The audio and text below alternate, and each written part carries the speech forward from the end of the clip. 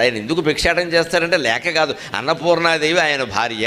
భిక్షాం దేహి కృపావలంబనకరి మాత అన్నపూర్ణేశ్వరి అని భార్యనే భిక్ష అడుగుతాడు కానీ లోకంలో ఎవరిని అడగడు. భార్యని భిక్ష అడగడం ఆయన మనం చేయట్లేదు ఏంటి, మధ్యాహ్నం 1 గంట అవగానే పళ్ళెం పెట్టుకున్నాడు కూర్చొని పెట్టు ఇది భిక్ష కాకపోతే ఏంటిది? మనం మాత్రం చేసే పని మన ఇంట్లో అడగకపోతే పక్కింటికి వెళ్ళి అడుగుతాం, గోమే కొడతారు, ఇక్కడికి ఎందుకు వచ్చావు? భార్యను భిక్ష అడగడం తప్పు ఎలా అవుతుందండి? తల్లిని కానీ భార్యని కానీ భిక్ష అడగడం తప్పు కాదు. ఉపనయనం చేసిన వాళ్ళని బ్రాహ్మణుల అబ్బాయిలకు ఉపనయనాలు చేస్తారు కదా, గమనించండి. అక్కడ మొదటి భిక్ష తల్లి అండి, తండ్రి కూడా కాదు, గురువు కాదు.